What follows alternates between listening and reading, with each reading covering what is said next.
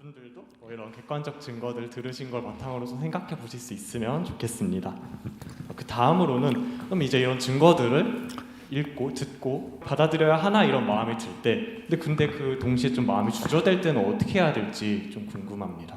예, 사실은 이제 이렇게 주저된단 말이죠. 이런 얘기를 들었을 때 내가 믿겠는가? 어떻게 할 건가? 저는 이제 이렇게 주님을 알지 못하다가 중간에 주님을 믿게 된 많은 사람을 만났어요. 그럴 때 이제 좀 입장이 이해가 돼요. 그동안 20여 년, 30년, 40년 동안 그분을 모르다가 그분께서 당신의 죄를 위해서 이 땅에 오셔서 우리 대신 죽어주시고 죄인이지만 우리가 용서로 구원받는다. 이런 얘기를 들을 때 그게 얼마나 참 충격일까. 믿어질까 이게. 제가 이제 전도도 해보고 많은 사람을 만나보니까 이제 그런 질문들 몇 가지가 있는데 이제 그 중에 제일 대표적인 것이 나는 믿고는 싶은데 잘 안 됩니다. 이런 얘기를 제가 좀 들었어요. 몇 가지가 있는데 그 중에 그럴 때 제가 다시 물어봤어요. 그러면은 믿고는 싶습니까? 그러니까 그렇대요. 그래서 제가 그랬죠. 그럼 믿고 싶으면 믿어라. 믿는 것은 이 감정이 아니라는 것이죠. 그거는 의지예요. 근데 어떻게 해서 믿고 싶은 마음이 들었는지 그것만 해도 너무 감사하고 그거 잘 안 돼요. 그러니까 믿고 싶으면 믿어라. 이 믿는다는 것은 의지의 표현이에요. 내가 그냥 하면 되는 것이지 뭐가 있어갖고 하거나 못하는 것이 아니라 감정적인 그런 게 아니라 예를 들면 우리가 뭐 월드컵 4강이다. 그 이제 중계를 한다. 그래서 내가 그걸 봐야 되겠다. 그래서 그걸 본다. 보면 되는 거예요. 뭐 보긴 보는데 안 된다. 이런 말은 없잖아요. 우리가 그냥 보면 되죠. 그냥 믿고 싶은가요? 그럼 믿으세요. 믿는다는 것은 감정이 아니라 의지다. 두 번째는 이런 얘기 들었어요. 그 참 좋은데 지금 제가 이렇게 말씀드리는 게 왜 중요하냐면 안 믿는 데서 믿는 그 중간 지점에 이런 문제가 있어서 그래요. 그래서 이렇게 얘기하는 사람이 있습니다. 참 좋다. 그럼 나는 나중에 믿겠다. 이런 사람이 있습니다. 질문하고 싶은 것은 우리가 나중이라는 게 정확하냐? 우리가 언제 죽을 줄 아느냐? 우리의 삶이. 그리고 또 한 가지는 이 사람이 왜 나중에 믿겠다고 그럴까요? 제가 보니까 그건 이 현재 기독교인의 책임이에요. 예수님 믿는 것이 즐겁지 않으니까. 가만 보니까 주변의 사람들 결국 뭐 술, 담배 못하고 주일날 놀러도 못 가고 교회 가고.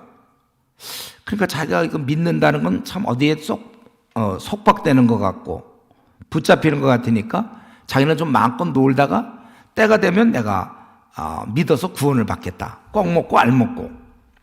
근데 저는 오히려 나중에 믿겠다고 할 때 그건 참 억울하다 저는 이렇게 말씀드리고 싶어요. 왜냐하면 믿는 게 좋으니까 믿으라는 거예요. 우리가 결혼도 이제 결혼해서 좀 행복하게 사는 사람한테 물어보세요. 결혼을 예를 들면 75세 하겠다. 만약 누가 그런다면 그 75세 왜 결혼을 하죠?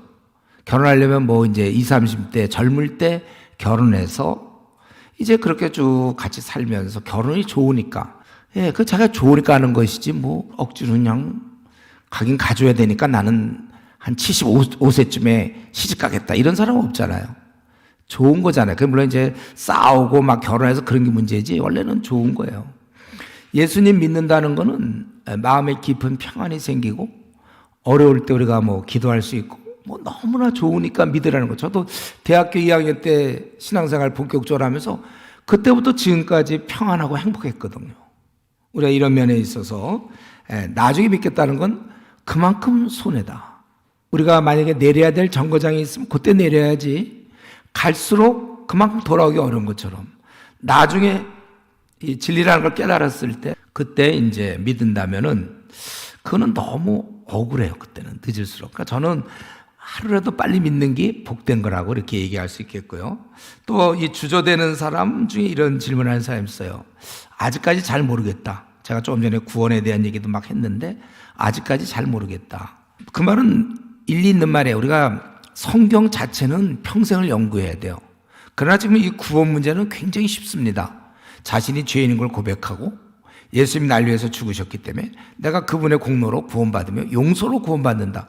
뭐 그걸 모를 게 뭐가 있습니까? 스스로 자꾸 미루지 말고 아직까지 잘 모르겠다는 얘기는 겸손이 아니라 미루는 것이다. 또 이런 경우가 실제로 많아요. 뭐냐면 믿고 나서 죄 지을 바엔 차라리 안 믿겠다. 내가 믿고 나서 죄 지으면 어떻게 되느냐. 근데 저는 이렇게 말씀드리고 싶습니다. 점점 좋아질 거예요. 죄 짓는 게 이전보다 훨씬 더 적게 지게 되고, 그 다음에 이제 차츰 알게 되지만, 우리가 예수님 믿을 때 하나님이 정말 이제 있다고 믿고요. 예수님 믿을 때 하나님께서는 우리 안에 거룩한 영을 넣어주세요. 그래서 보통 우리가 성령님이라고 그러는데, 우리 힘으로는 도무지 잘 살 수가 없어요. 누구를 여전히 미워해요. 교회를 다녀도 누구를 미워하고 음란한 마음 들고 돈에 욕심이 있고 학벌을 자랑하고 교만한 마음이 우리는 가질 수밖에 없단 말이에요. 그러나 이제 성령님을 우리 안에 부어주심으로 성령의 거룩한 영이 우리의 그런 죄성을 눌러줌으로 점점 좋아지는 거예요. 그렇기 때문에 믿고 나서 죄 지을 바에는 지금과 똑같을 바에 차라리 안 믿겠다. 이 말은 무슨 말과 비슷하냐면 우리 그 걸음마. 내가 또 걸어봐야 넘어질 거니까 나는 그럴 바에는 걷지 않겠다. 그럼 평생 못 걷는 것이죠. 우리 다 걸음마 해봤죠? 넘어져도 일어나고 또 하다 보니까 요즘은 잘 안 넘어지잖아요, 여러분. 지금도 우리 애기들처럼 막 넘어져요. 오늘도 저는 한 번도 안 넘어졌는데. 자전거도 처음 탈 때가 자꾸 넘어지지 이제 어느 정도 탈 줄 알면 잘 타잖아요, 자전거. 이런 식으로 우리가 점점 믿고 나서 제대로 믿을 경우, 그냥 교회만 다니고 뭐 똑같은 그런 사람 말고 정말 거룩하게 신앙생활 제대로 하는 사람은 점점 죄를 안 짓고 좋아진다는 거예요. 그래도 그렇지 어떻게 내가 믿을 수 있는가?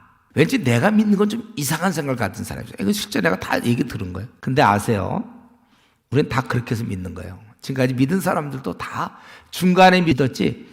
이 기독교의 내용은 이렇게 태어나면서 믿는다는 건 있을 수 없어요. 자기 의식이 들면서 죄 있는 걸 고백하고 주님께 나가서 구원받는 거예요. 저절로 믿는 사람은 없는 겁니다. 내가 어떻게 믿을까? 너무 이상하죠? 근데 믿고 나면 또 자연스러워요. 다 그렇게 믿는 거예요, 지금 우리 한국교회 교인들. 그래서 만약에 주저된다면 저는 권하고 싶은 것은 미루지 말고 이 문제를 정말 고민하고 해결하면 좋겠다.